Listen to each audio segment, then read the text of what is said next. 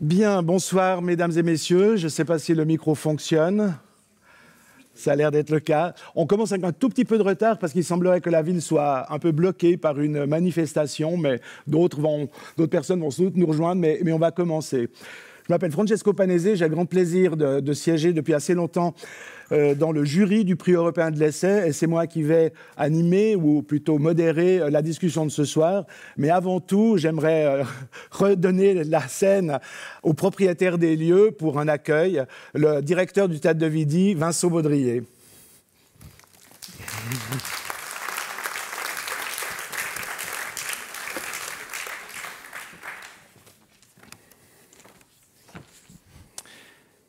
Donc, bonsoir à toutes et à tous. Et donc, petite précision, je ne suis pas le propriétaire des lieux, mais j'essaie d'assumer au mieux la responsabilité de la direction de ce théâtre. Dear Dipesh Chakrabarty, cher Cyril Veillon, chers membres de la Fondation Charles Veillon, chers représentants et représentantes de l'UNIL, chers amis, bienvenue au Théâtre de Vidi.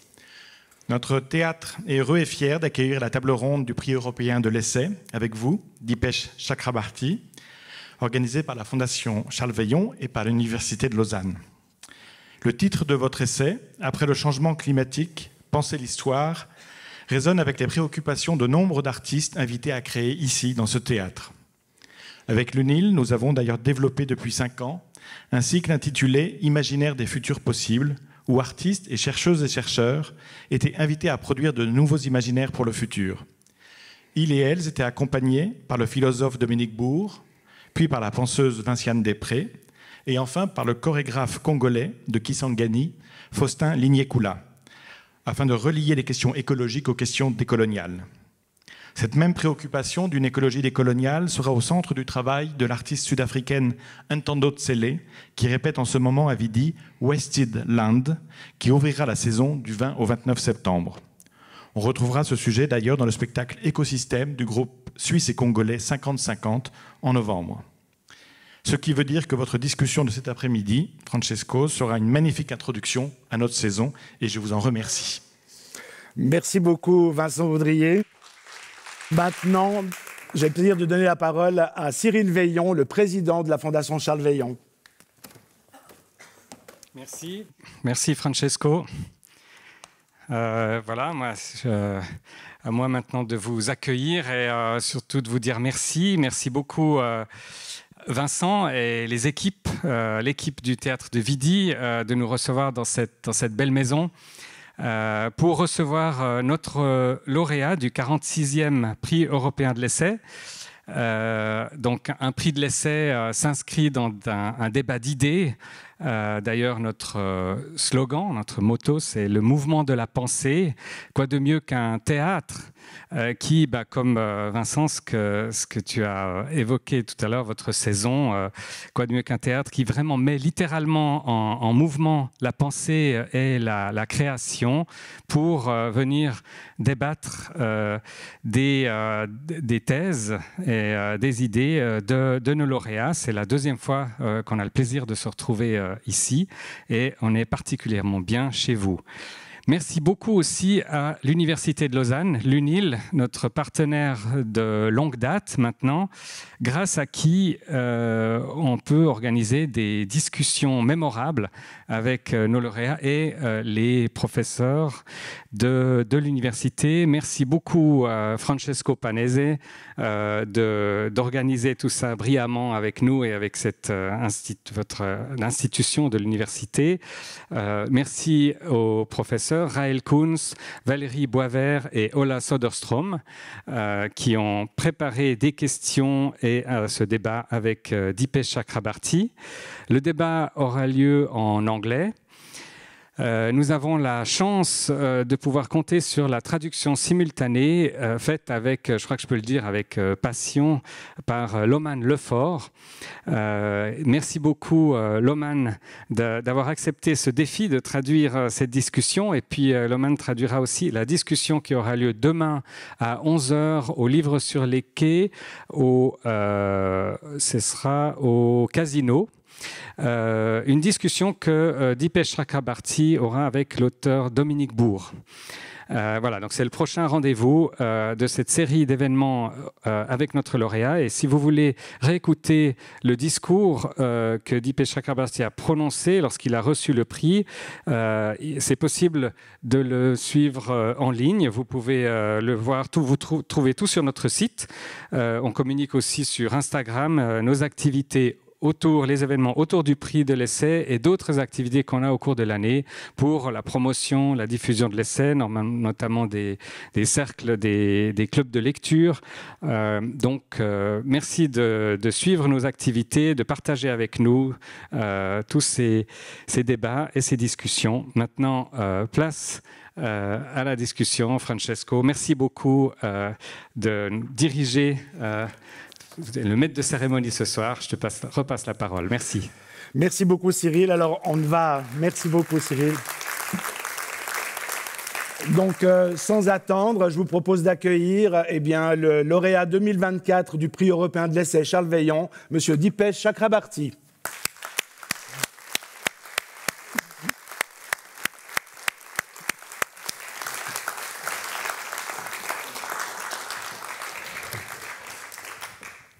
Dipesh Chakrabarty s'installe et Dipesh Chakrabarty va dialoguer avec des collègues. Tout d'abord, Valérie Boisvert. Valérie Boisvert est économiste de l'environnement et des ressources naturelles à notre Institut de géographie et de durabilité de l'Université de Lausanne. Bienvenue Valérie. Raël Kounz. Raël Kounz est politiste, spécialiste de la gouvernance des migrations internationales, des questions de genre dans les migrations et le développement. Bienvenue Raël. Et Ola Söderström, géographe en géographie sociale et culturelle, spécialiste des développements urbains en lien avec la mondialisation, qui nous vient de l'université de Neuchâtel, pas très loin. Merci Ola d'être là. Alors, nous allons dialoguer d'abord sur la scène et ensuite, évidemment, le public aura la possibilité de dialoguer aussi et de poser des questions. J'ai même mis une minuterie pour garder le temps. So let's switch now in English. So in my bad English, dear Dipesh, we are really happy, of course, to having you here. And we would like to start with a kind of topical question. You published your book in 2021, so it was almost yesterday, comparing to the longue durée you discuss in your book. But but you are a historian, but you are an historian of the present. The question you address are the question of the present. So the first topical question we would like to ask to you, just to introduce this discussion, is what are the main situations or events in the last years, I mean the last few years, that echoes or resonate with your work?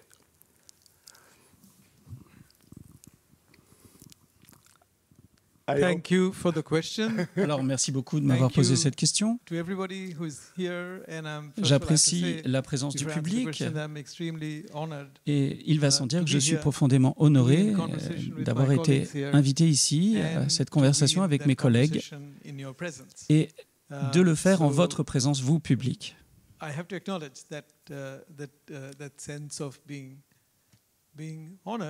Donc, ce sens de l'honneur, enfin cet honneur qui est pour moi d'être invité, est quelque chose qui me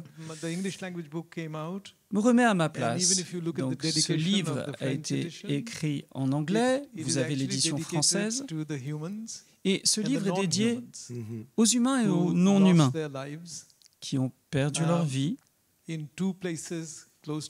dans deux endroits qui sont proches de mon cœur. Dans le delta du Bengale, et moi je suis de la ville de Calcutta qui est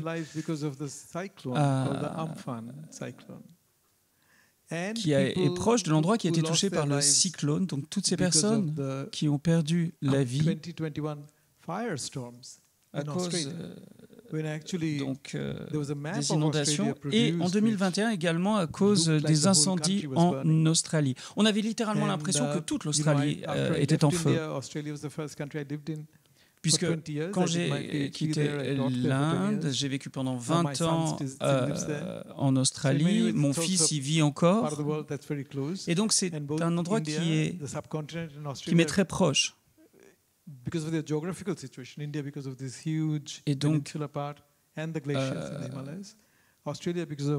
la péninsule indienne, l'Australie, ces deux pays, de par leur géographie, sont exposés au changement climatique. Mais étant donné que vous me demandez quels sont les événements les plus importants, eh bien d'abord les deux guerres, parce que le changement climatique, le fait de s'adapter au changement climatique, le fait de faire quelque chose pour lutter contre le changement climatique, c'est un argument pour la paix. Les émissions militaires de toutes les armées, et avant tout l'armée états-unienne, sont de grands émetteurs de gaz à effet de serre. Au cours de l'élaboration du protocole de Kyoto, il a été demandé que les forces armées soient obligées de compenser leurs émissions. Et les États-Unis, ayant l'armée la plus puissante, ont rendu cette proposition optionnelle. Mais néanmoins, nous avons des résultats qui viennent du Royaume-Uni où les calculs ont déjà été faits des émissions de gaz à effet de serre pendant les 2 premiers mois du conflit à Gaza. Et les chiffres étaient époustouflants. Il suffit de voir la consommation par habitant de pétrole depuis la Seconde Guerre mondiale, en passant par la guerre du Vietnam et la situation actuelle, et vous voyez que c'est monté en flèche. Donc, pour ces événements qui sont encore en cours sur certains, je pense que la technologie militaire, la guerre, en tant qu'historien de l'humanité, je pense que l'humanité ne cessera jamais de se battre, malheureusement. Mais nous sommes face à une crise qui devrait nous imposer la paix. Donc, on parle de missiles verts au sein des cercles militaires, c'est-à-dire une sorte de greenwashing de l'armée. Le problème avec les armées, c'est que les armes coûtent très cher. Une fois que vous avez acheté une arme qui coûte cher, il faut que vous l'utilisiez. Donc, cela vous engage, vous oblige à utiliser. Donc, les guerres sont terribles et les vagues de chaleur et d'autres types de catastrophes, mais en particulier l'année dernière, j'ai été en Europe pendant une des vagues de chaleur. Nous étions avec ma femme en Sicile, à Palerme. Nous avons vécu cette vague de chaleur. Puis, le mois suivant, j'ai été invité à un festival en France, encore une nouvelle vague de chaleur. Et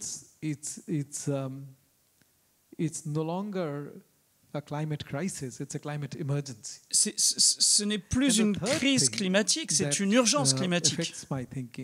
Et cela affecte bien sûr ma réflexion.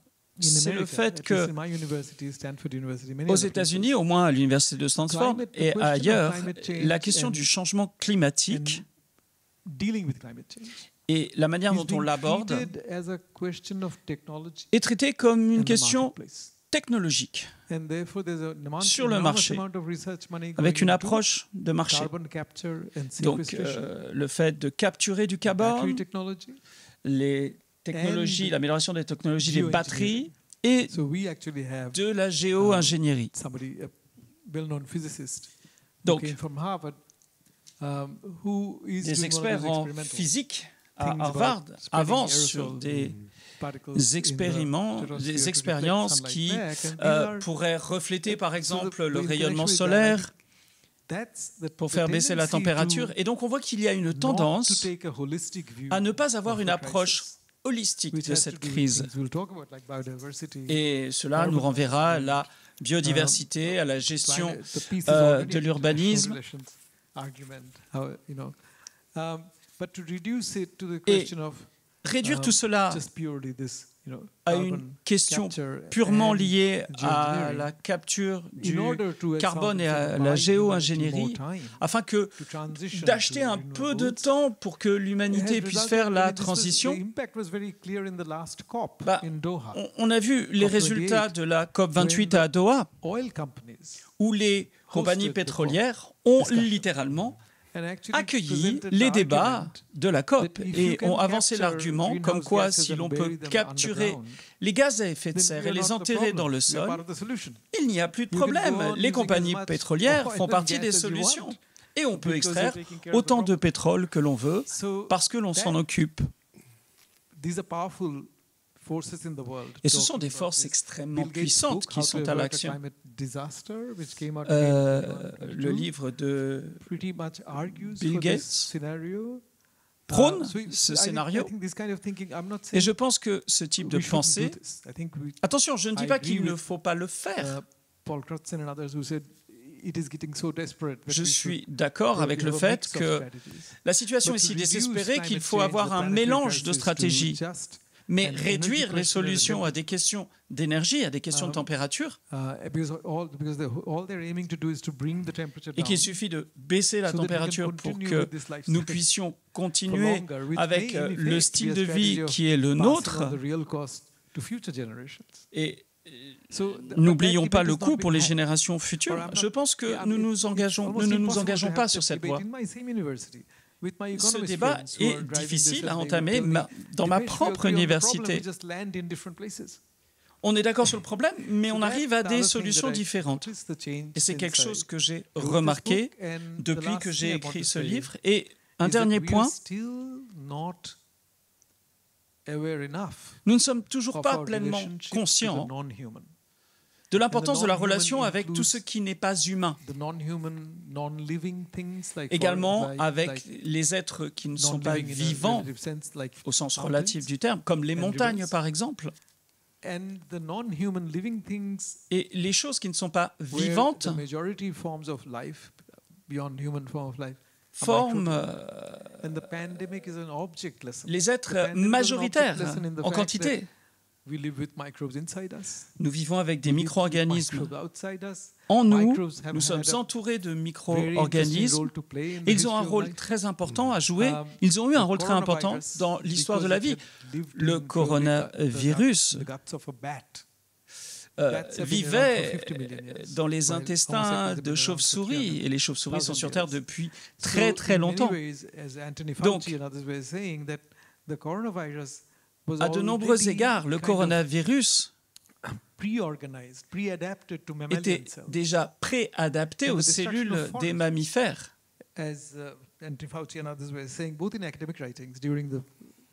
Et pendant la pandémie, et le discours qui était adressé au public était que la destruction des forêts a tenu un rôle majeur et a forcé les animaux sauvages à se rapprocher des habitats humains. C'est parce que nous avons détruit leur habitat, parce qu'ils se sont rapprochés physiquement de nous. Mumbai s'étend et force ces animaux à se rapprocher donc des zones habitées par les humains. Donc, entendez-moi, depuis 2007, plus de la moitié de l'humanité a commencé à être urbaine. Et la quantité d'urbains ne fait qu'augmenter. Et d'ici à la fin du siècle, nous serons fondamentalement une espèce urbaine. Et donc cela forcera obligatoirement des animaux sauvages à se rapprocher physiquement des zones habitées par les humains. Et lorsque l'on voit le conflit à Gaza, à la télévision, lorsqu'on voit la situation au Bangladesh,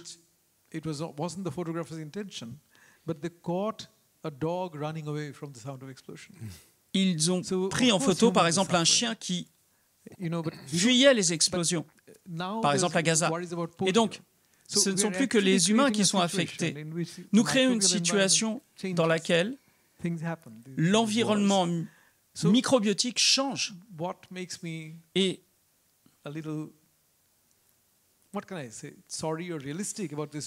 ce qui fait que je suis réaliste ou désolé et qui me pousse à dire que ce n'est pas seulement un problème de capture de carbone, il ne s'agit pas seulement de piéger le carbone, c'est que nous n'avons pas assez appris depuis les 3 ans que la pandémie s'est déclenchée.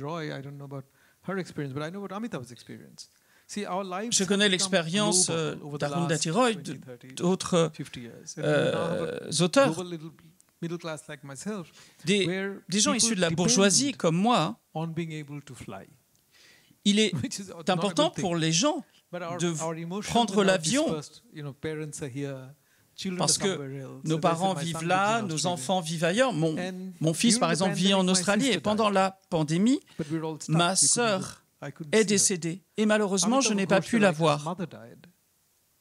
Et Amita Ghoshko a également vécu le décès de sa mère sans pouvoir aller la voir. Donc, on devient global là où on vit. Parce qu'on n'a pas besoin de voyager pour être global. C'est la globalité qui vient vers vous, c'est le global qui vient vers vous, vers le local. Et des gens comme moi, comme vous, les nations émergentes et leur classe moyenne émergente,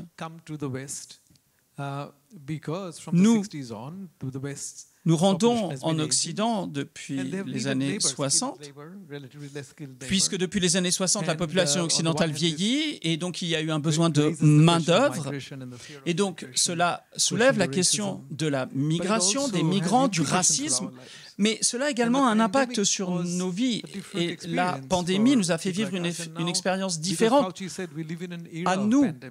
Et nous vivons dans une période de pandémie, puis à cause de la destruction des forêts. Et si nous détruisons 25% de la canopée des forêts, alors nous courons un risque très grave. Et nous en sommes déjà à 16-17% de canopée détruite. Alors pour moi, ce sont là les événements majeurs qui me préoccupent. Alors merci beaucoup, Dipesh. Vous venez de parler de l'importance de la vie des êtres humains et non humains. Vous n'êtes pas seulement un historien, vous êtes également un philosophe. Un philosophe qui s'appuie sur des concepts. Et le concept central dans votre œuvre, c'est l'habitabilité. Alors, si vous êtes d'accord, nous allons parler de ce concept central dans votre œuvre, qu'est l'habilité. Ola.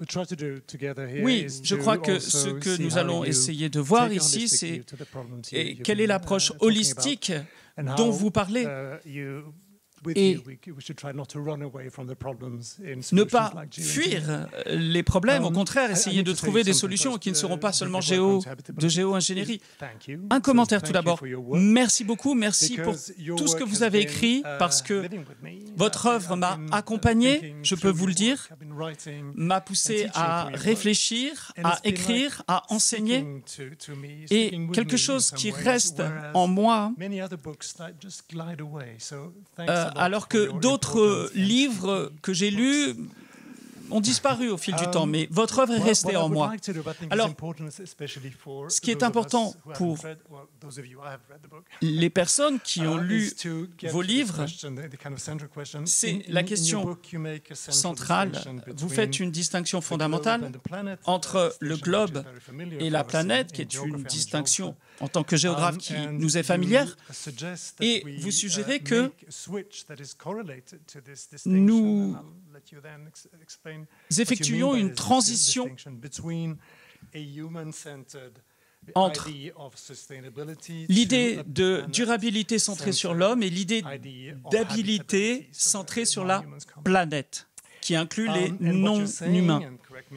Et ce que vous dites, mais corrigez-moi si je me trompe, c'est-à-dire que nous devons récupérer un sens d'émerveillement, de révérence pour la planète que nous habitons. Donc, ainsi, à la question que nous nous demandons tous et toutes, que devons-nous faire maintenant, vous semblez suggérer une réponse principalement culturelle. Et ma question est double. Pouvez-vous expliquer au public l'importance des distinctions que vous faites entre le globe et la planète et la durabilité versus l'habitabilité? Et quelles sont des réponses pertinentes à cette question qui touche Gaïa? Merci beaucoup. Alors, je suis d'accord avec vous. Oui, c'est un livre qui reste, parce que je peux vous dire que même moi qui l'ai écrit, il reste en moi.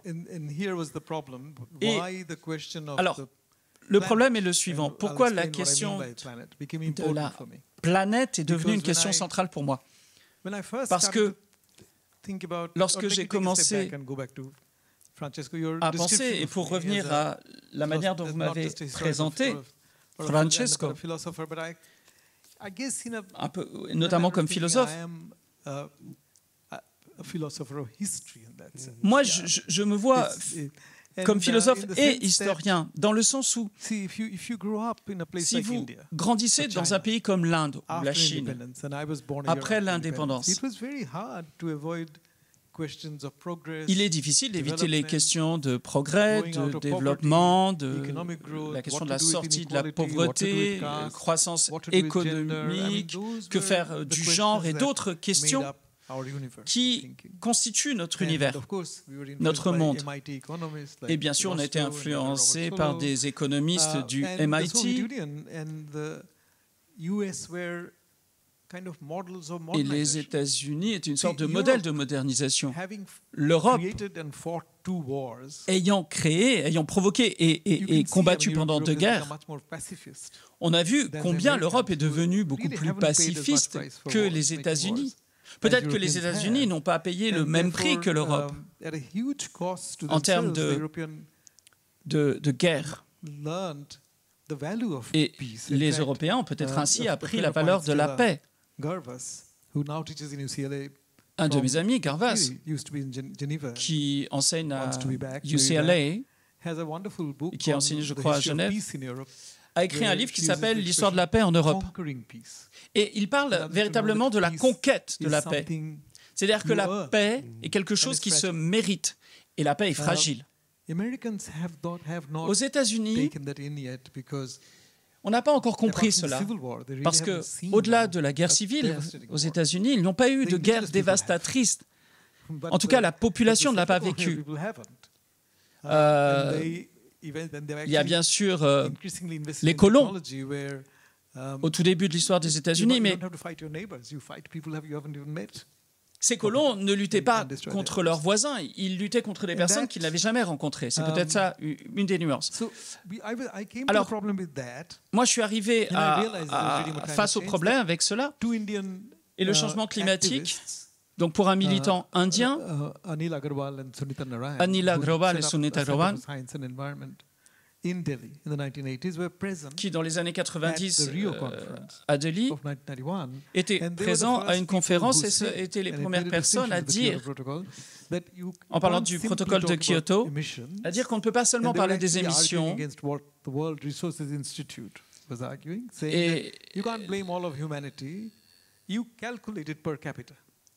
et il soulignait le fait qu'on avait calculé la charge par habitant, mais on ne peut pas comparer ce qui se passe pour un paysan au Vietnam et ce qui se passe pour un habitant des pays de l'OCDE, par exemple. Et cet argument est totalement logique. Et il reste en moi. Mais le problème était le suivant. Lorsque on voit ce qui se passe en biodiversité, comment la science aborde la biodiversité, on agresse différentes choses à différents niveaux et ces choses ne reviennent pas. Il n'y a pas de compensation dans les mêmes temps pour toutes les choses. Donc, un géographe, des géographes, des chimistes posaient la question Qu'est-ce qui fait qu'une planète peut abriter la vie? Pourquoi sommes-nous, à notre connaissance, la seule planète où il y a la vie? Et pour les experts planétaires, leur point, ce n'est pas la durabilité des institutions et de l'humanité. Pour répondre à la question, ce qui rend une planète, qu'est-ce qui rend une planète habitable? Il n'y a pas encore de réponse. Mais ils produisent des extrapolations scientifiques intéressantes. Et sur cette planète, les processus biologiques et géologiques ont interagi sur des milliards d'années afin de préparer cette planète à accueillir la vie. Ce qui veut dire que chaque forme de vie, chaque forme humaine dépend d'autres formes de vie. Le fait que la plupart des formes de vie sont microbiologiques, on a découvert le microbiome. Nous savons qu'il y a des milliards et des milliards de bactéries en nous. Cela veut dire que le modèle qui dit qu'il y a un organisme qui est dans un environnement a été modifié puisque nous avons un environnement en nous. C'est-à-dire si l'on détruit la Terre, le sol d'une planète. Sur la Lune, par exemple, il n'y a que de la poussière, il n'y a pas de sol parce qu'il y a de la vie dans du sol. Donc, un sol qui est détruit peut mettre 1 millier d'années avant de se régénérer. Donc, si l'on détruit la biodiversité, et si l'on parle seulement de transition énergétique pour trouver une solution au changement climatique, on laisse de côté cette perte de biodiversité. Et la question est très simple. Et c'est ce qui fait que j'ai compris que la Terre a un système qui permet de soutenir la vie. Et elle a été ainsi depuis des millions d'années. Au moins depuis 500 millions d'années, notamment avec la présence d'oxygène dans l'atmosphère, créée par le microplancton. Et nous dépendons de cet oxygène. Donc, nous arrivons vraiment à la fin de cette histoire.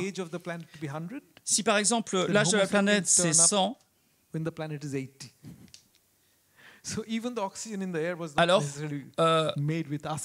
l'Homo sapiens ne constitue que 8 ans de la vie de cette planète. Et cela nous fait comprendre que la condition de vie de l'homme, de l'humanité sur Terre a changé. Et l'on voit l'histoire de l'impérialisme et du colonialisme. Mon amie Anita Agarwal a réfléchi à cela lorsqu'elle critiquait le calcul par individu. Mais les dommages ont été infligés à une telle échelle qu'il faut changer de vision de l'histoire. Et c'est alors que j'ai commencé à m'intéresser à la biologie, la géologie.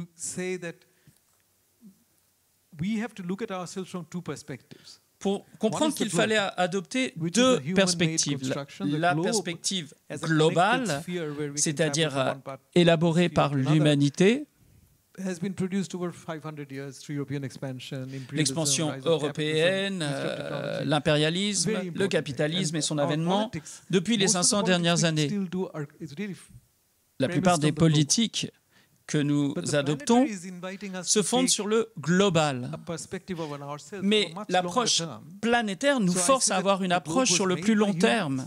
Donc le globe a été créé par l'humanité, c'est centré sur l'humanité, et le système qui est capable d'accueillir la vie n'a pas été conçu par l'humanité. Il est beaucoup plus ancien. Et c'est une perspective qui nous décale du centre. C'est la raison pour laquelle on a l'âge planétaire, donc dans le titre anglais. C'est une sorte d'âge, comme on a l'âge glaciaire, etc. C'est pour ça qu'il y a cette double approche globale et planétaire. Comme historien, pourquoi je me suis intéressé à la géologie, à la biologie? Eh bien parce que ainsi, je comprenais que la crise était beaucoup plus profonde et beaucoup plus étendue que ce que l'on ne pense. Et si l'on regarde les statistiques, il y a une augmentation exponentielle du développement de l'humanité depuis la fin du 19e siècle. C'est ce que nous indiquent les statistiques. Donc, si l'on revient à 300 000 ans en arrière, on se rend compte qu'il nous a fallu pratiquement 300 000 ans pour arriver à 1 milliard d'êtres humains sur la planète. Et à la fin du XXe siècle, nous sommes à 6 milliards. Et aujourd'hui, nous approchons les 9 milliards.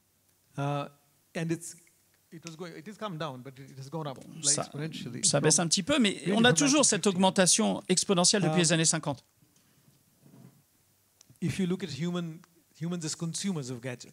Et si l'on voit la consommation humaine, les gadgets offerts par la société de consommation, au début, cela concernait 1 milliard d'êtres humains qui étaient capables de s'acheter des frigos, des télévisions.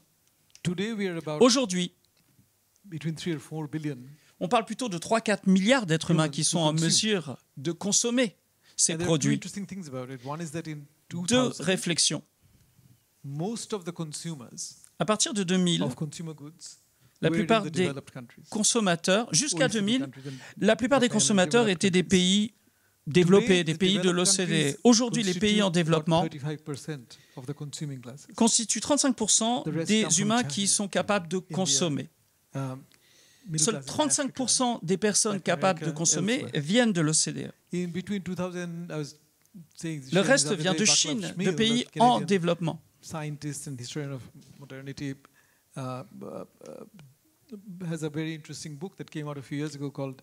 Un livre, How the World Really Works, comment le monde fonctionne réellement. De 2017 à 2019, la Chine a consommé autant de ciment que toute la consommation des États-Unis au cours du XXe siècle, en 2 ans. L'auteur m'a dit, j'étais à Shanghai il y a 10 ans, et je n'avais jamais vu autant de grues au même endroit, sur des chantiers de construction. C'est-à-dire qu'on avait, certaines personnes ont même dit qu'il y avait plus de grues à Shanghai que sur tout le reste de la planète. Donc, ce que je dis dans mon livre, c'est que c'est l'intensification de la mondialisation que nous constatons, de l'économie, qui influence cette crise.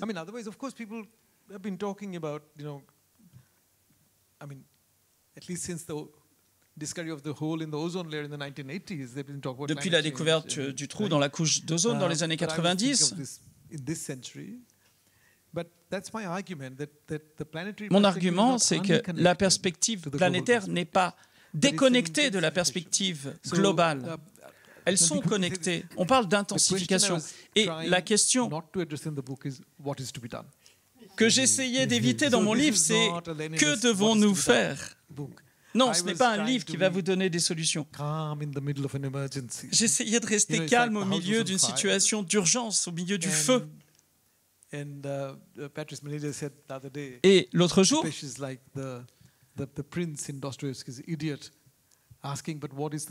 on m'a décrit comme étant un peu l'idiot de l'époque pré-industrielle qui disait « c'est quoi le problème ?» Mais cette notion d'urgence accélère votre pensée. Et c'est la raison pour laquelle j'ai essayé de résister et de prendre un peu de recul pour comprendre la mesure du problème.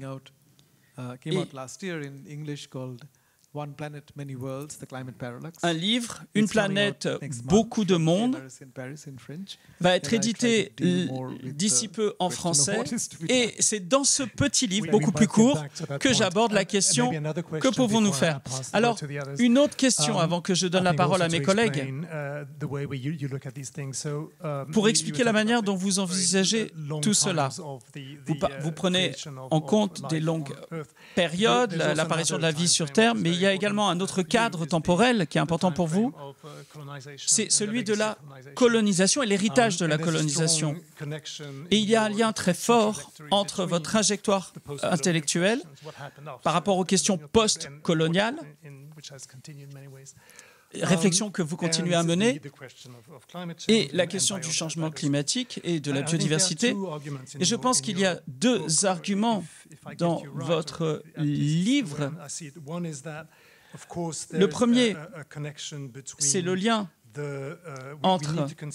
Il faut envisager que l'héritage colonial est également un héritage qui a un impact fort sur les questions de justice environnementale, parce que les pays colonisés sont des pays qui ont donné leur richesse à l'Europe, mais sont également les premières victimes du changement climatique. Et une autre question qui aborde un autre aspect de la question, et peut-être moins direct, et il est intéressant de s'y attarder, notamment pour l'expliquer au public. Je crois que c'est Aimé Césaire qui parle des promesses non tenues du progrès et de la modernité. Donc avec la colonisation est arrivée la promesse de la modernité, d'un meilleur avenir, mais cela n'a pas tout à fait eu lieu dans les pays colonisés. Et est-ce que cette modernité est toujours aussi attirante? Vous parlez des grues sur les chantiers de construction en Chine. On va y arriver. Donc, est-ce que cette modernité joue un rôle important sur la manière dont nous pouvons gérer la notion d'habitabilité? Est-ce que vous pouvez nous en dire plus, s'il vous plaît? Alors, merci beaucoup de m'avoir posé la question. Quelle est la place de la colonisation dans ma pensée? Alors, c'est ce que j'essayais d'expliquer dans une conférence qui a eu lieu il n'y a pas longtemps. Il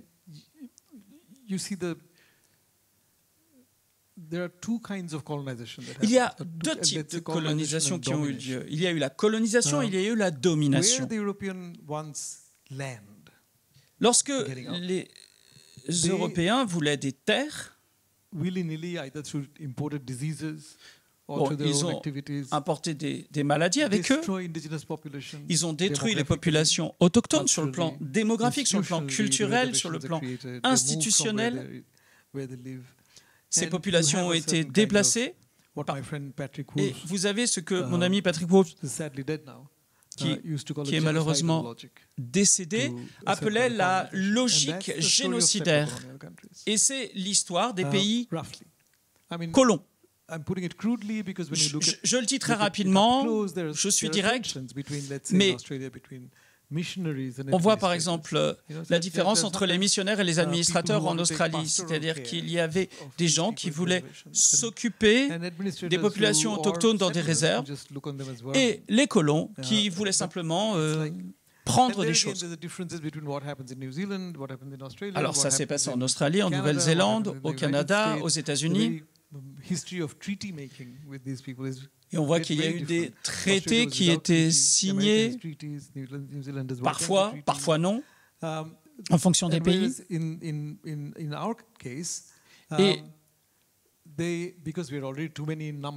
dans notre cas,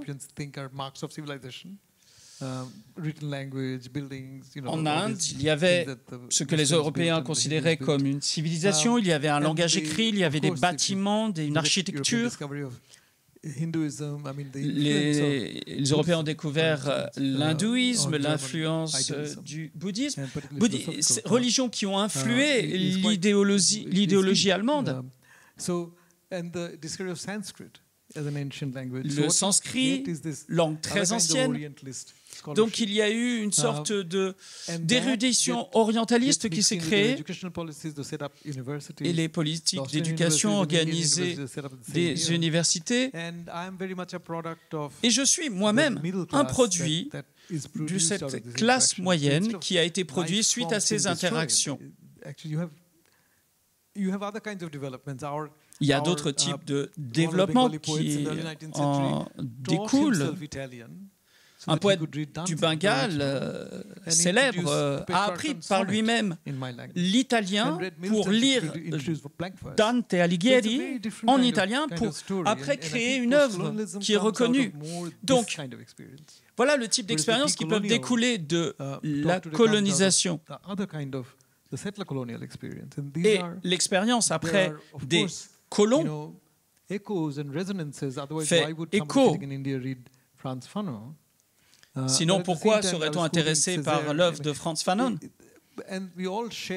Et nous partageons tous et toutes cette expérience que les Européens sont venus, même avec les peuples autochtones, nous ont dit on va vous éduquer, on va vous civiliser, mais encore aujourd'hui, le niveau de morbidité montre l'asymétrie qui découle des conditions coloniales. On voit ce qui se passe en Inde, en Chine, ce sont des grands pays qui sont sortis de périodes de famine. À l'époque de Mao, il fallait nourrir les gens. Et on a construit des barrages. Et donc, on s'est inspiré des modèles occidentaux pour faire pousser du blé, pour faire pousser du riz. Et donc, il y avait cette aspiration à nourrir les populations, cette idée du développement, et les économistes du MIT proposaient cette idéologie de la croissance, qui est devenue l'idéologie dominante dans les pays dont j'ai parlé. Suite à la mort de Mao, il y a eu d'autres époques de modernisation, tout comme dans les années 80 en Inde. Et tout cela a coïncidé avec le type de réforme que Ronald Reagan a introduit dans l'économie états-unienne.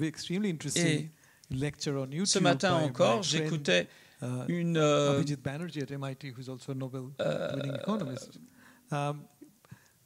leçon qui était donnée par un économiste qui parlait d'inégalités futures et parlait du fait qu'il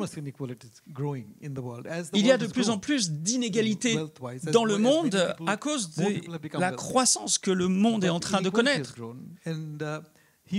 Donc le monde est de plus en plus riche, mais il y a de plus en plus d'inégalités. Les revenus des 1000 personnes les plus riches de la planète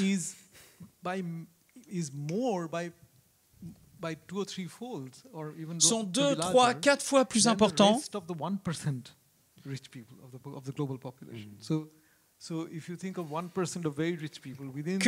les 1% des gens les plus riches. Donc Elon Musk, par exemple, a tellement d'argent qu'il ne peut même pas dépenser tout cet argent, même s'il s'achète une Ferrari tous les mois. Et donc, pour dépenser cet argent, il faut qu'il imagine des projets comme aller sur la Lune.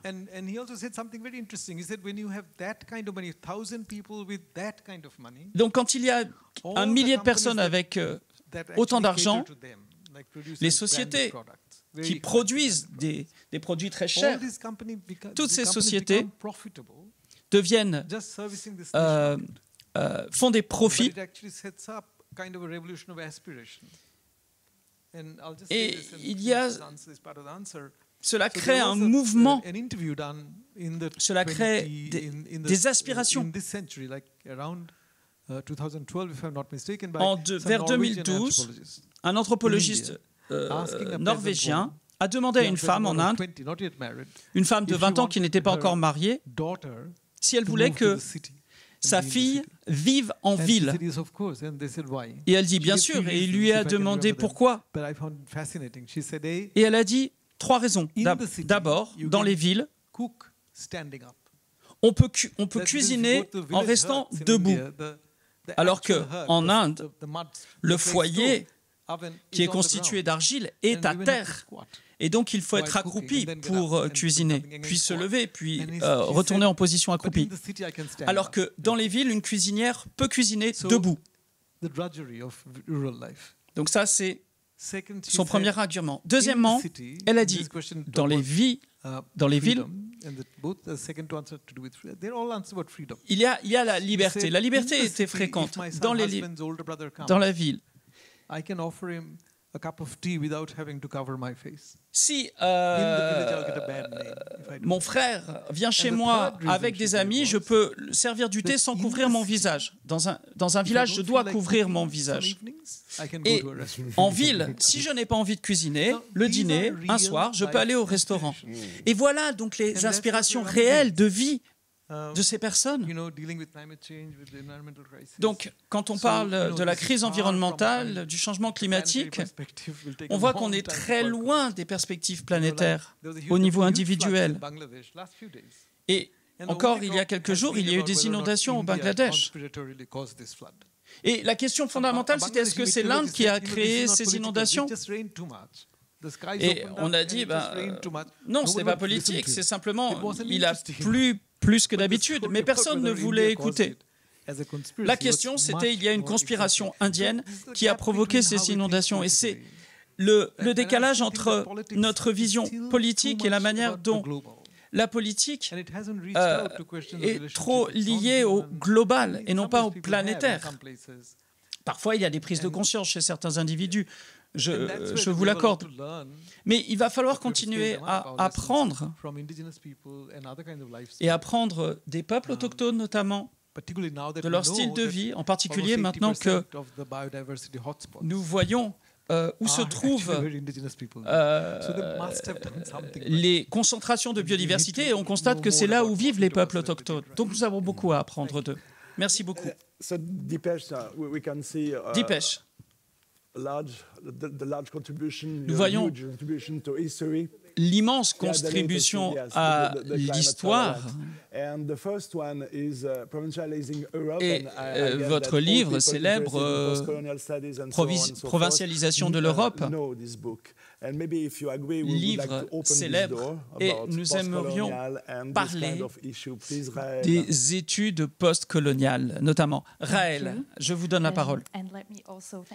Alors, merci. Je vous remercie d'être présent à cette table ronde et de nous donner l'occasion de discuter avec vous, de réfléchir avec vous sur votre œuvre. Je suis très heureuse d'être ici. Donc, pour continuer le débat, ces différences de contexte, la pensée postcoloniale, la pensée décoloniale, et pour faire le lien par rapport aux êtres non humains, je voudrais vous parler de votre relation avec la pensée décoloniale et qu'est-ce qui vous a inspiré avec les experts décoloniaux et autres experts. Je vous pose la question parce que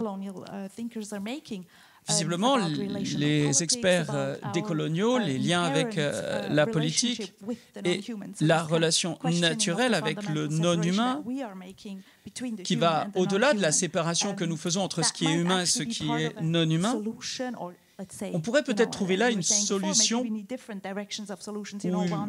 une autre piste pour trouver des solutions par rapport aux solutions technologiques dont vous avez parlé.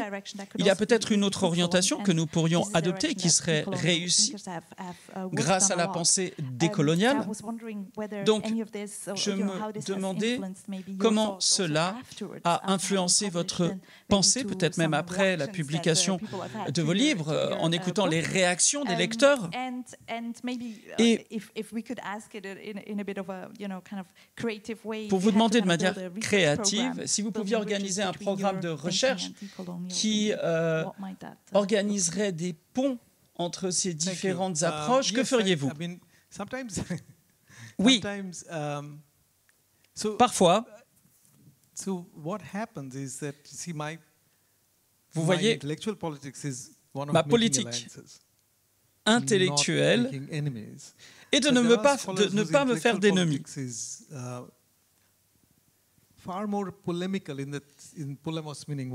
Alors, malheureusement, je vois des gens qui veulent faire la guerre avec moi. La polémique, c'est la guerre. Et des personnes dont j'admire l'œuvre, mais qui visiblement veulent que nous nous affrontions.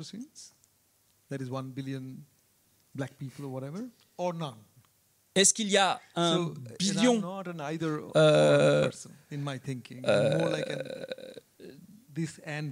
de personnes qui sont responsables de l'Anthropocène? Non. Voilà. Donc moi, j'aime m'intéresser aux zones aux intersections. Alors,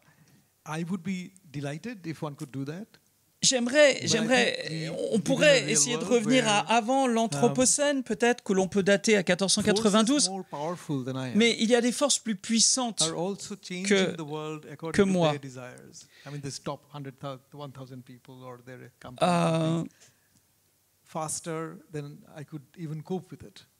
Il y a des forces qui sont capables de faire beaucoup plus que ce que je ne peux faire.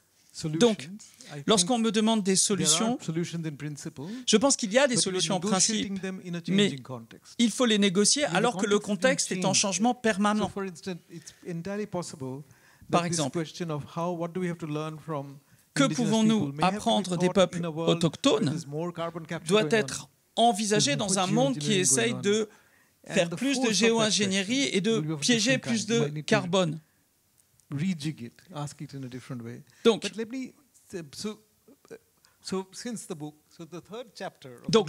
troisième chapitre de mon dernier livre, après le changement climatique, penser l'histoire.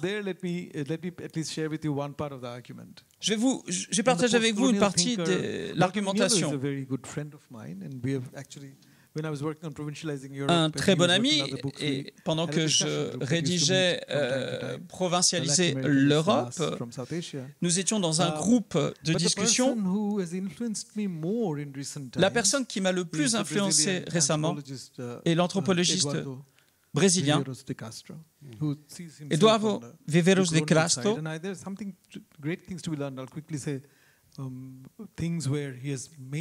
Et sa pensée m'a poussé à réviser ma position, à revoir ma position. Et quelle est l'origine de l'œuvre de De Castro? Le multilatéralisme. C'est-à-dire que l'Occident pense qu'il y a une nature et plusieurs cultures, mais même en Inde, on pense qu'il y a plusieurs natures et plusieurs cultures. Donc il est important de noter que il était à Paris. Il faisait ses études à Paris en mai 68. Et à cette époque, il y a eu cette révolution. Et si l'on suit ses références par rapport au capitalisme, on voit un terrain fascinant de travaux qu'il a menés. Et un des chapitres de son œuvre voit Deleuze parler de l'anthropologie par rapport à l'Afrique. C'est un chapitre où plusieurs anthropologistes interviennent. Et le processus anthropologique à la française de ce qu'ils ont pu tirer de leurs études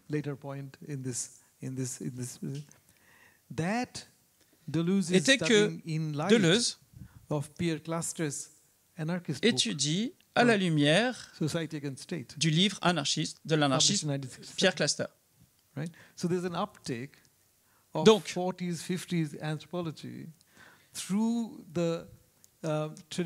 l'anthropologie est passée à la loupe de l'anarchisme avec des pensées qui viennent de la Révolution,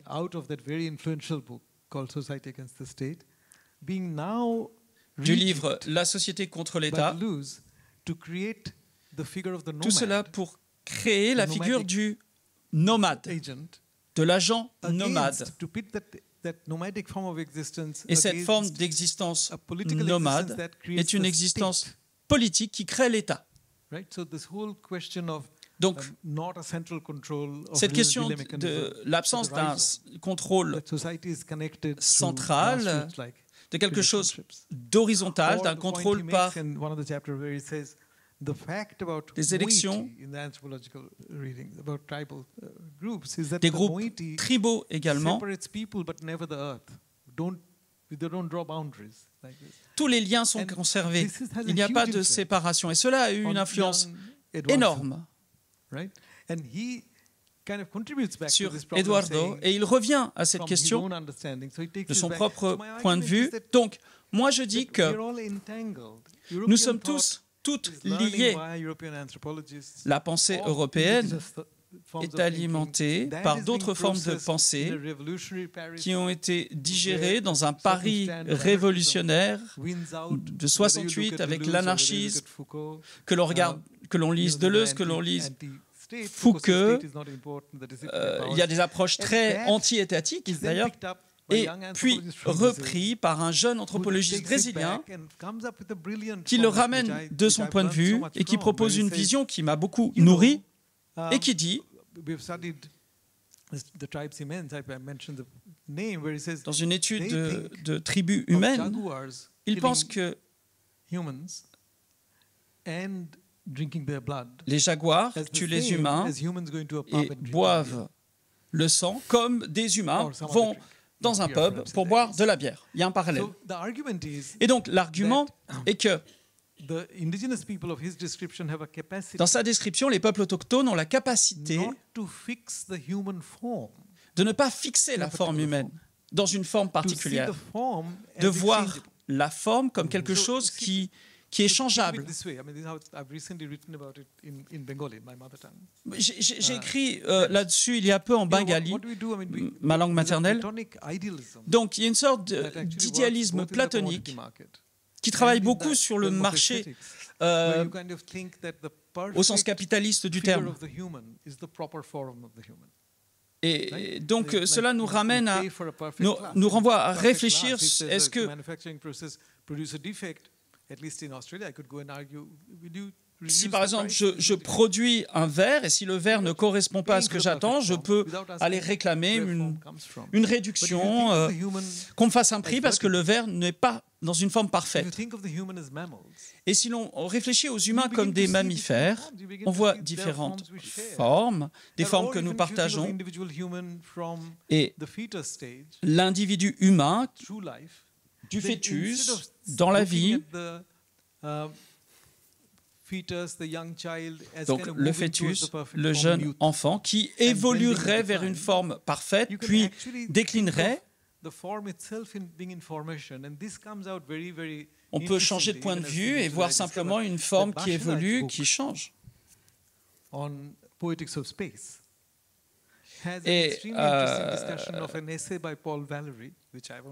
Bachelard a discuté d'un essai de Paul Valéry.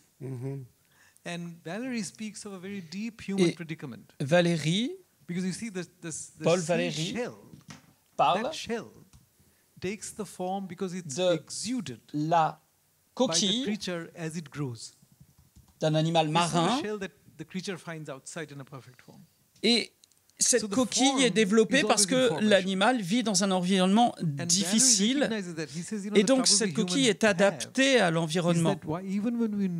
Et donc même si nous savons que la coquille aura cette forme par la croissance de la créature, ce n'est pas comme ça que moi je vais dessiner la coquille. La coquille, je vais toujours la dessiner parfaite parce que j'ai déjà une image de la coquille parfaite. Alors que la coquille que j'ai devant moi n'est pas une coquille parfaite.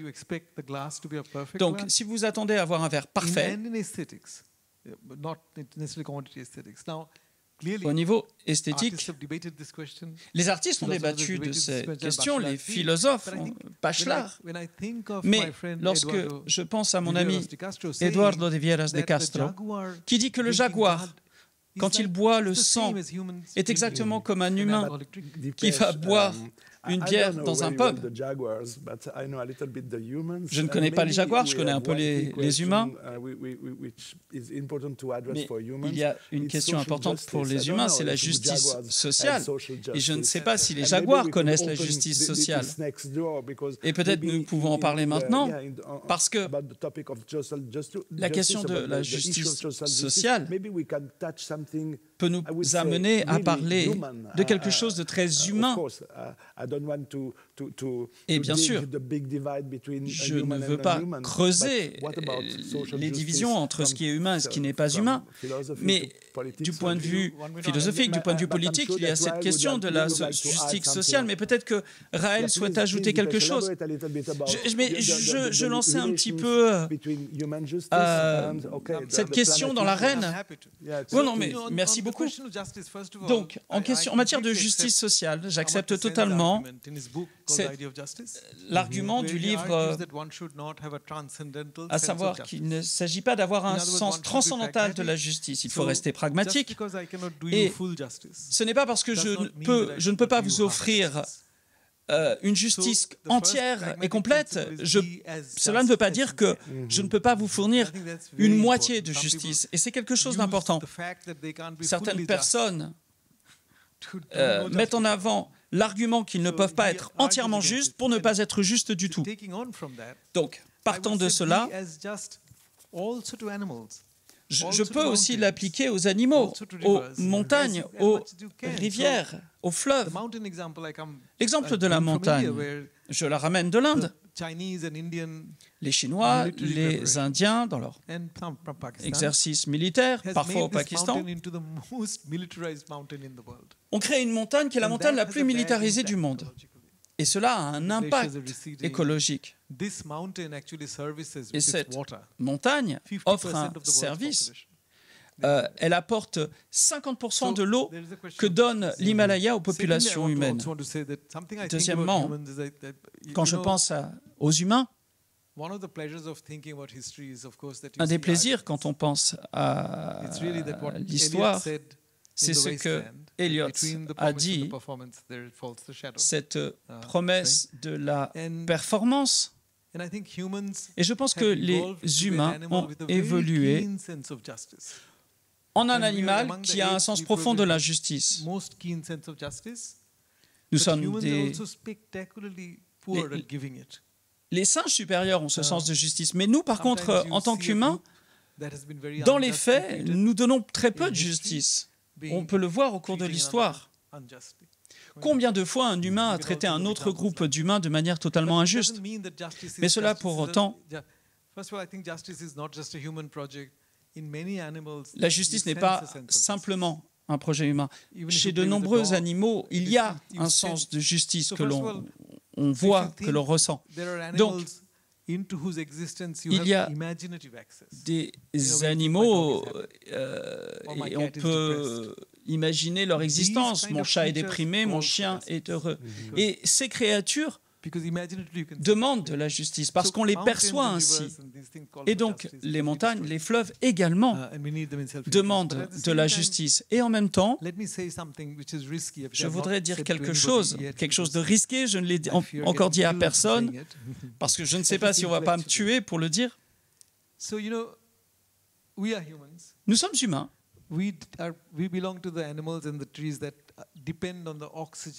Nous dépendons de l'oxygène, comme les animaux, les arbres, et les phytoplanctons ont produit un tel niveau d'oxygène que nous pouvons exister, mais l'oxygène qu'il y a dans l'air a été mis dans l'air par une révolution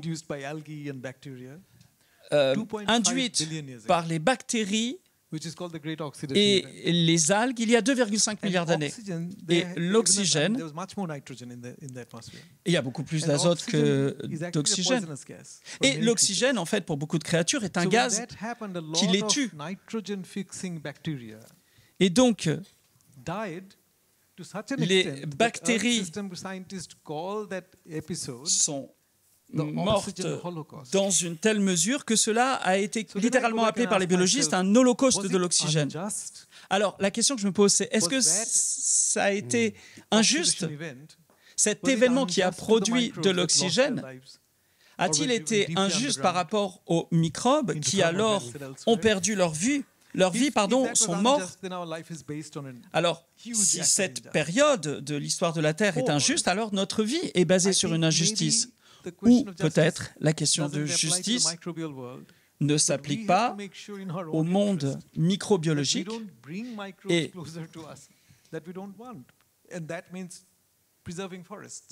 Cela peut-être doit également nous parler lorsque nous détruisons des forêts et nous rapprochons notre habitat de l'habitat des animaux sauvages. Donc, en nous resituant dans l'histoire de la vie, la justice, et j'ai vraiment peur de le dire, mais je le dis, si vous voulez débattre de cela avec moi, je serais heureux de vous écouter, parce que j'aime qu'on démontre que j'ai tort. Je suis à l'aise quand on me démontre que j'ai tort. Sur le très long terme, dans le cadre de la vie, je ne sais pas si la justice est au premier plan. Peut-être que la notion de survie de la vie est au premier plan. Mais même si l'on écarte cette question, je me demande si quelqu'un peut être juste au sens humain du terme pour la majorité des formes de vie qui sont des microbes. Mais être juste avec une forme de vie que nous voyons, que nous côtoyons,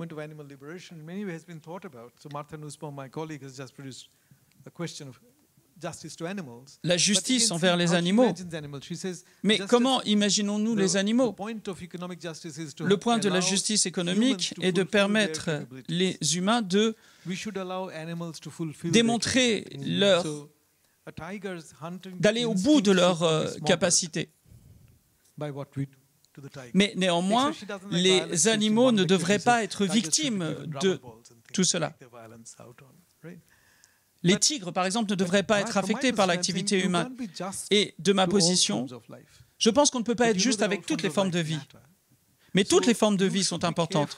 Donc il faudrait faire attention à faire en sorte que toutes les formes de vie puissent vivre. Et je fais une différence entre laisser vivre et être juste. Et je reviens à ce que je disais, essayons d'être justes lorsque nous pouvons l'être. Il faut toujours essayer d'être juste, au moins partiellement. Mais la justice n'est pas toujours une bonne manière d'aborder la biodiversité. Et je pense, Dipesh, que cette discussion est très importante parce qu'on peut comprendre le principe, mais les conséquences sont larges parce que le spectre de la biodiversité est tellement large. Oui, parfois même nous ignorons une partie de cette biodiversité, nous ne la connaissons pas encore. Et on peut des fois être dans le faux parce qu'on ignore littéralement qu'il y a telle partie de la biodiversité. Donc, lorsque la question de la justice est visible, il n'y a pas d'autre option que d'être juste, même si l'on est juste de manière imparfaite. Alors, Valérie, que pensez-vous de cette position? Elle est économiste, elle essaie d'intégrer la biodiversité dans sa démarche. Merci beaucoup. Donc, je suis, comme l'ont dit mes collègues, heureuse d'être ici et d'avoir cette discussion avec vous. Alors, bien sûr, je suis profondément intéressée par tout ce que vous avez à dire, par votre livre, les arguments que vous développez dans votre livre. Qui aborde la question de la biodiversité et du changement climatique. Donc, une crise écologique planétaire qui est en fait très différente. C'est le résultat d'interactions complexes, des processus variés, très complexes, contextuels, interconnectés, comme vous l'avez dit. Et il est très difficile de décrire la biodiversité en catégorie générale.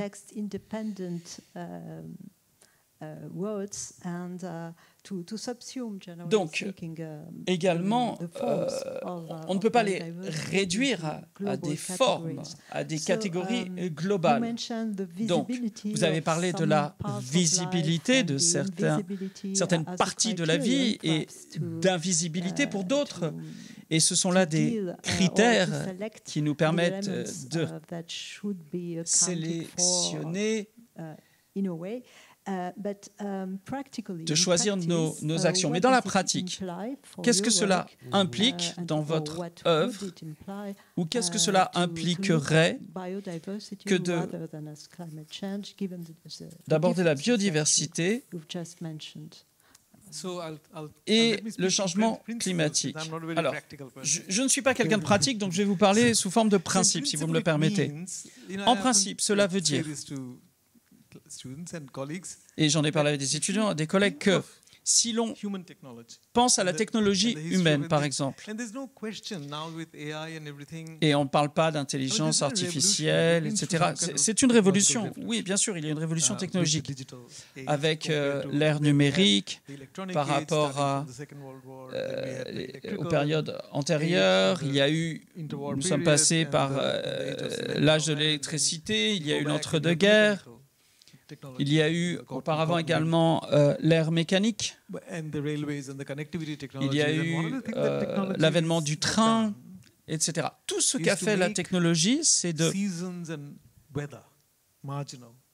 faire en sorte que le temps qu'il fait et les saisons sont devenus des questions marginales. Je place là, au centre de ce que je dis, l'air conditionné, les frigos. All the year round, thanks to cold storage, and without human capability. Et sans cette capacité humaine à contrôler les températures très basses et les températures très élevées, on ne pourrait pas conserver des produits médicaux, les transporter, lutter contre des pandémies.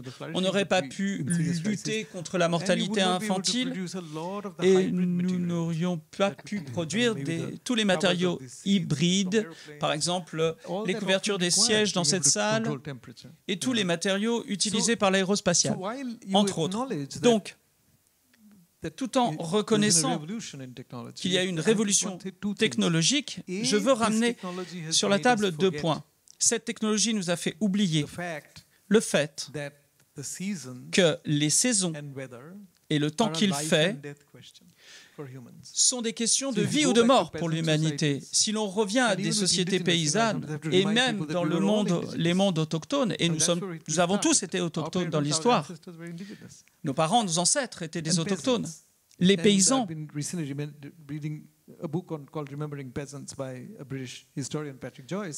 Patrick Joyce, un historien britannique, a écrit sur ces cultures paysannes. S'il y a trop de soleil, s'il y a trop de pluie, alors les cultures peuvent être perdues. Et nous, notre technologie, Pierre Charbonnet cite un passage de Joseph Proudhon, le philosophe, qui dit nous avons un train et le train nous permet de voyager quel que soit le temps qu'il fait. Mais qu'est-ce que cela signifie? C'est que même si la technologie a été développée, son impact sur la biodiversité est violent. Cet impact ne fait pas de distinction.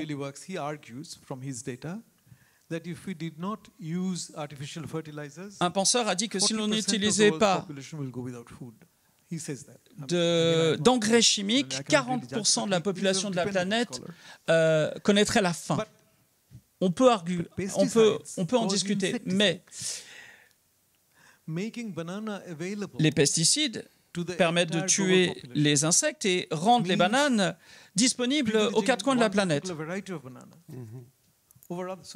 Et un type de banane prend le pas sur tous les autres types de bananes. Mais ce manque de biodiversité rend la banane fragile quelque part. Et je pense que l'on vit sur une planète où l'on bénéficie de la technologie scientifique, mais nos technologies doivent être plus subtiles et sensibles aux conditions écologiques. Et lorsqu'il y a par exemple un champignon dans un livre, il faut se débarrasser du champignon qui risque de détruire le livre. Mais peut-être, avant de détruire le champignon, il faut réfléchir en quoi ce champignon peut être utile. Et est-ce qu'il ne serait pas possible de créer une technologie qui, au lieu de tuer le champignon, enlèverait simplement l'aspect problématique, les conséquences négatives de l'existence de ce champignon, et qui fait que ce champignon est considéré comme un ennemi. Moi, j'adore les livres.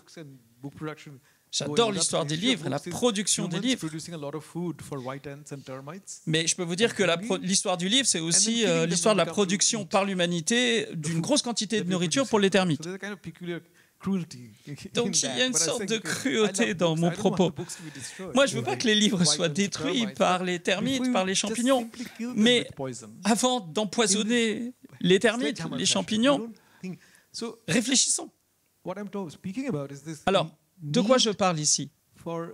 C'est du besoin pour les technologies, pour les ingénieurs, d'être plus conscients des services écologiques que les différentes formes de vie fournissent, de comprendre. Alors, mesdames, messieurs, je dois surveiller l'heure et je pense qu'il est temps maintenant de proposer au public d'intervenir. Alors, je vois qu'il y a des mains qui se lèvent. Un micro vous sera passé. Alors, Niklas est ici. Niklas est un professeur des sciences de la Terre. Et l'interaction entre l'histoire et la science de la Terre est intéressante. Alors j'invite Niklas à poser ses questions. Donc, il y a 3 ans, on m'a recommandé de lire votre livre. C'est Ola Söderström qui me l'a recommandé. Donc, des questions liées aux crises géologiques, environnementales. Et lorsque votre livre est sorti, je ne pouvais plus le lâcher et j'ai apprécié beaucoup de choses, notamment la discussion sur les échelles de temps, les échelles géologiques et le fait que l'on ne s'intéressait pas à l'évolution des systèmes terrestres dans le temps. Et donc il fallait changer d'approche historique. Et un des points qui m'est resté en tête, c'est la discussion sur les échelles temporelles de l'évolution, des processus et de l'histoire de l'avenir. Si je ne me trompe pas. Donc, c'est peut-être une question un peu personnelle, mais en lisant ce livre, je me souviens que vous parlez de milliards d'années. Et vous posez la question combien de temps la Terre va pouvoir abriter la vie.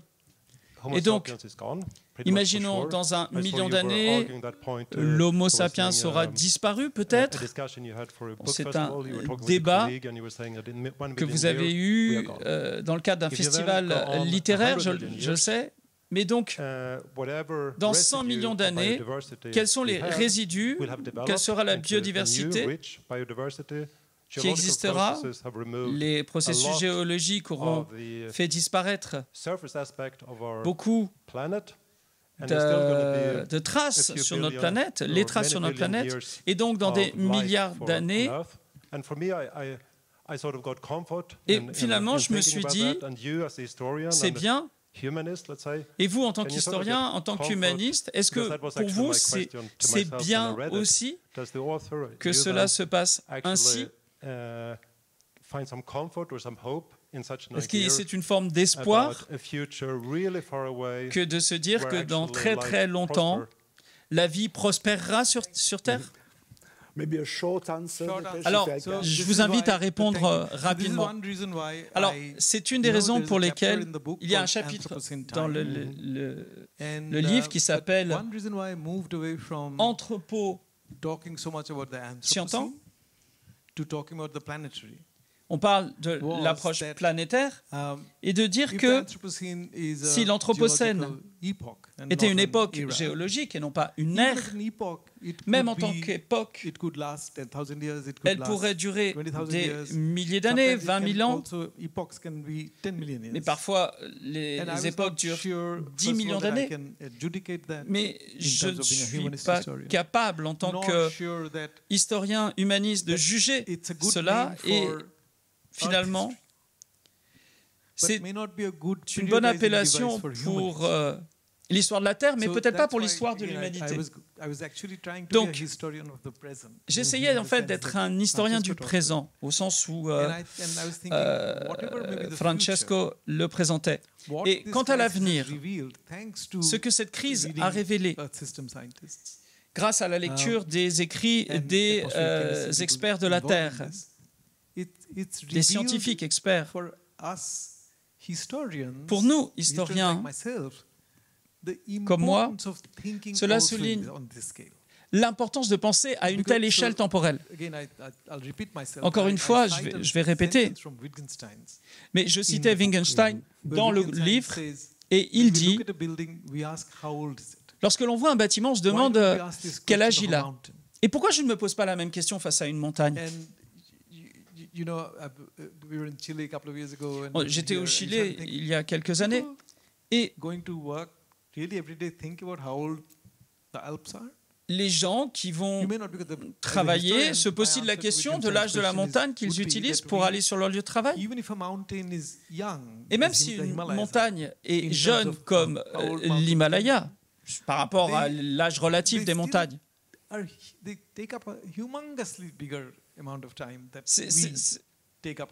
elles ont un âge qui est incommensurable par rapport à l'échelle humaine. Et ça, c'est le cadre dans lequel nous vivons. Et donc, certains voulaient présenter la nature comme une sorte de décor sur lequel nous évoluons, comme si la nature ne changeait pas. Et mes amis de la bourgeoisie indienne disent non, mais ça nous dépasse, c'est trop grand pour nous. Non, il faut prouver la relation qui existe entre la Terre et l'humain. C'est un concept relationnel. Alors, si l'humain a une technologie qui peut affecter la Terre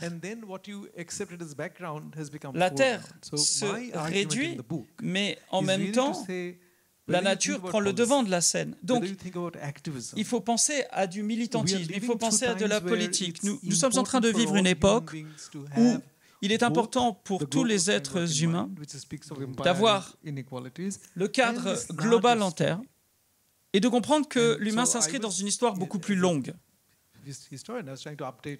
Hannah Arendt disait que la condition humaine avait changé et il fallait le reconnaître. Donc, pour des personnes qui veulent se poser une question en français, c'est possible. Raël se fera plaisir de les traduire. Donc, n'hésitez pas. Voilà, je vous en prie. Merci. Good evening.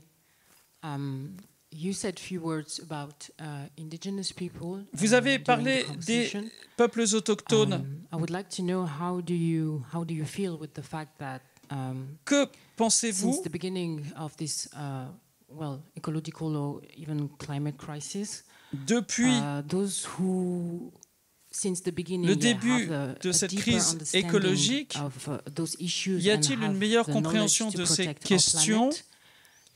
Avons-nous la connaissance pour protéger notre planète? Et est-ce que... Qui a cette connaissance pour protéger notre planète et pourquoi on ne l'envisage pas plus? Alors oui,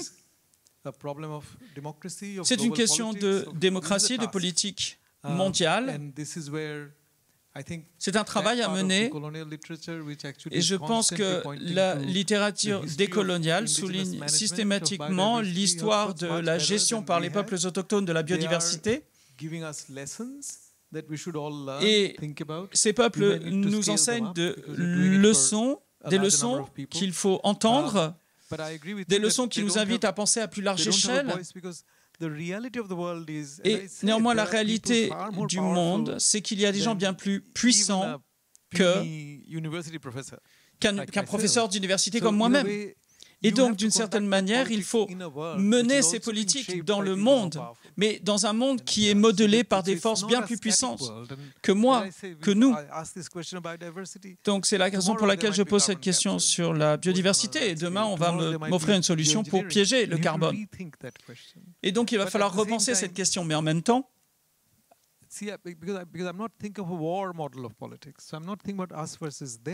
Je ne pense pas en termes de eux contre nous. Les capitalistes, entre guillemets, sont des êtres humains et ont des enfants qui vont hériter du monde que nous leur laisserons. Donc je pense que cela doit informer la pensée de tout un chacun. Comment protéger la biodiversité? Ce n'est pas être gentil envers les peuples autochtones, c'est notre propre intérêt qu'il faut avoir à cœur. L'humanité doit être une, même s'il y a plusieurs voix, mais il faut que les voix soient entendues. Alors peut-être nous allons pouvoir poursuivre sur cette question importante, mais Jacques Dubosher avait une question à poser. Oui, merci beaucoup. Vous nous avez parlé de choses très importantes et elles font écho à ce que je pense hier.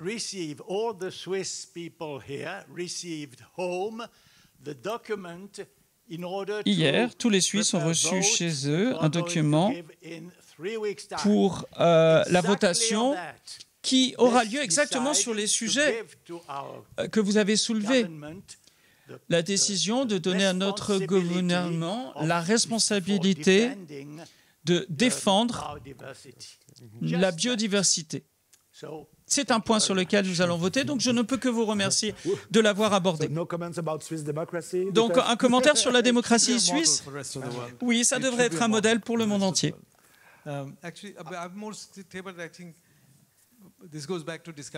Alors, cela me renvoie à la discussion que j'avais avec Ola. La démocratie doit être développée et approfondie pour que ces voix soient entendues. Et en Inde, je peux vous le dire, ça n'arrive pas. Il faut que les peuples aient le pouvoir et forcent les institutions à s'intéresser à ces questions. Et que les gouvernements rendent ce pouvoir au peuple. C'est la vraie lutte pour la démocratie. Et c'est une lutte fondamentale afin de pouvoir régler démocratiquement le problème de la crise climatique. Une autre question, oui, là-haut, please. Yes, hello. Oui. I'm sorry, I didn't read your book. Alors, je n'ai pas malheureusement lu votre livre, mais je veux remercier de l'avoir écrit. Je suis militante en politique et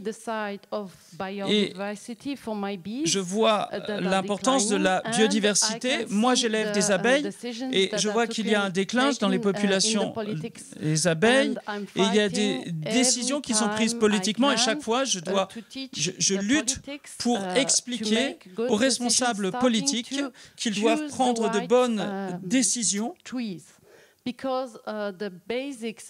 Parce que, comme vous l'avez dit,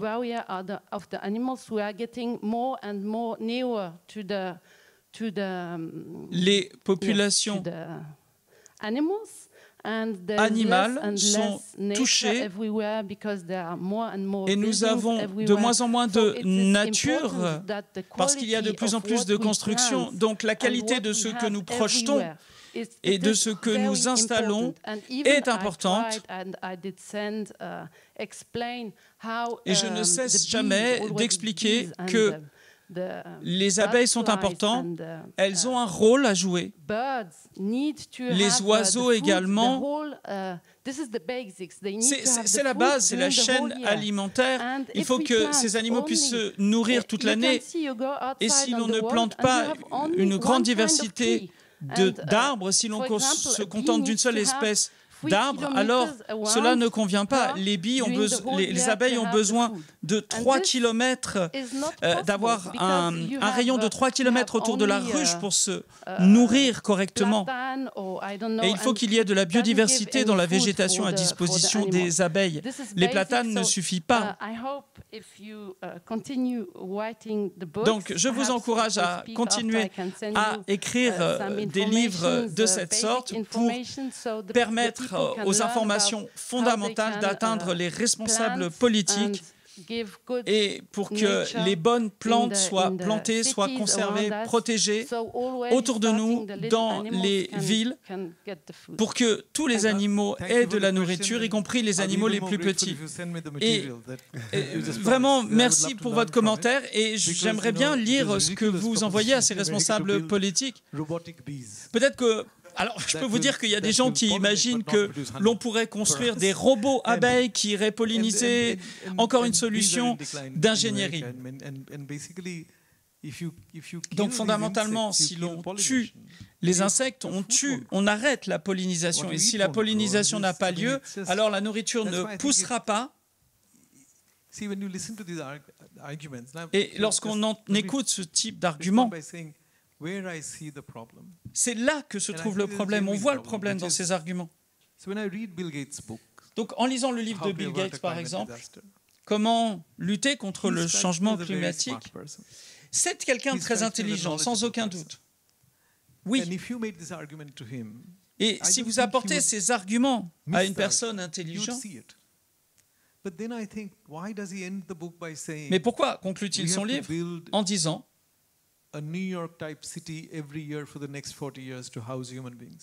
qu'il faut construire un New York chaque année pour que les humains puissent se loger. Alors c'est là que je constate qu'il y a une sorte d'accord entre Bill Gates et les classes moyennes de Chine, d'Inde, qui veulent la modernité, qui veulent grandir dans une ville. Il y a une sorte d'accord, d'entente.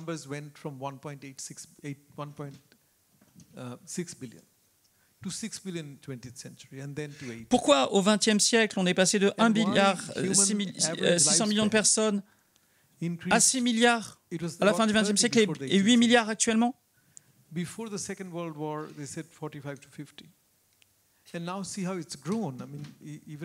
voyons la population urbaine qui ne cesse de croître.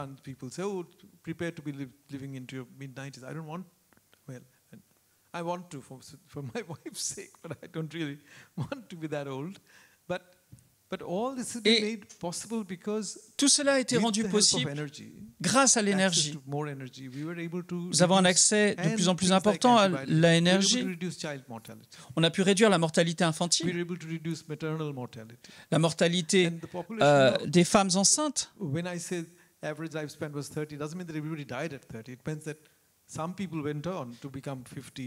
Et on est bien d'accord, lorsqu'on parle d'une mortalité à 30 ans, ça ne veut pas dire que tout le monde mourrait à 30 ans. Il y avait des gens qui vivaient plus vieux, mais des gens qui mouraient beaucoup plus jeunes également. Et donc la Terre, maintenant, peut abriter plus de gens qui vivent plus vieux, puis qui vivent plus vieux. Mais si l'on retourne aux anciennes religions, la valeur n'est pas liée à la durée de la vie. Chez les franciscains, la question se posait quelle était une bonne mort chrétienne. L'hindouisme s'est posé les mêmes questions, mais nous avons créé une société où nous vivons plus longtemps. Les familles sont plus petites parce que les gens savent que beaucoup de leurs enfants ne mourront pas. Alors que si vous revenez aux sociétés paysannes, la mort était beaucoup plus courante. Ma grand-mère, mon grand-père. Mon grand-père avait 15 enfants. Il avait 2 femmes. La moitié est morte. Ma grand-mère disait que ses enfants morts lui rendaient visite. Je ne sais pas si elle était folle ou pas. Mais la relation à l'époque avec la mort était très différente. Et moi, je n'ai jamais eu une telle relation avec la mort. Et perdre cela était le prix à payer pour vivre plus longtemps grâce à ces technologies. Mais ces technologies font peser une menace sur nos vies de manière collective.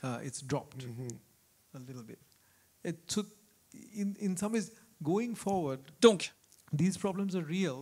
on avance, ces problèmes sont réels, mais il faut également que nous reconnaissions ce que nous devons comme êtres humains à ces technologies.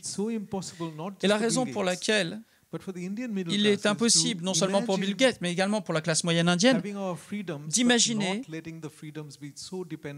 nos libertés et abandonner certaines libertés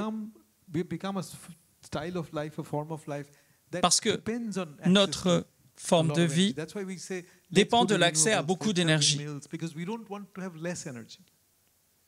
Nous ne voulons pas, nous ne sommes pas prêts à accepter d'avoir moins d'énergie. J'ai lu dans un article, il n'y a pas longtemps,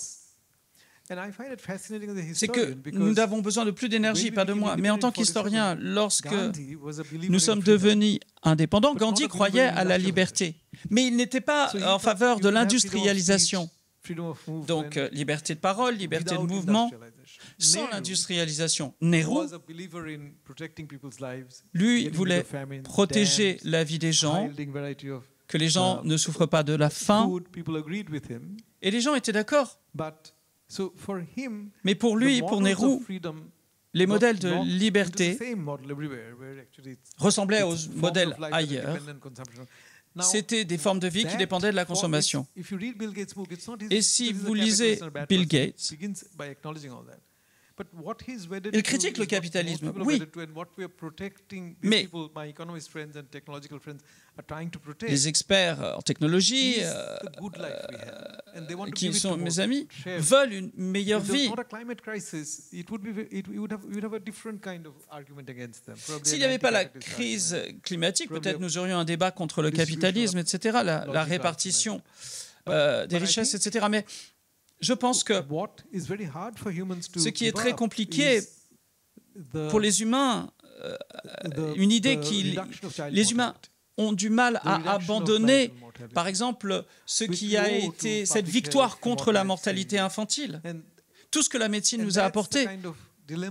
Et c'est une sorte de dilemme auquel nous sommes confrontés. Et c'est la raison pour laquelle il faut garder à l'esprit tout cela. Les abeilles et ce que nous voulons pour nous-mêmes, de manière collective, et penser collectivement.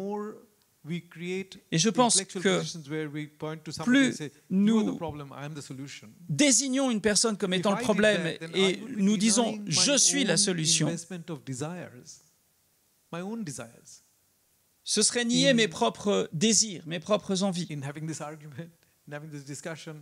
C'est important de débattre. C'est important que nous puissions vivre longtemps. Être présent pour les gens qui ont besoin de moi.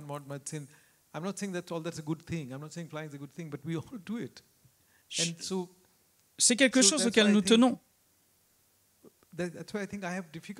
C'est pour ça que c'est compliqué comme position intellectuelle de dire l'Occident c'est le problème et le reste c'est la solution. Je vois la société chinoise et ce n'est clairement pas la solution. Nous participons à l'erreur parce que cette erreur a été productive pendant les dernières 150 années et nous sommes de plus en plus conscients du fait que nous sommes dans l'erreur et il faut avancer pour reconfigurer ces libertés.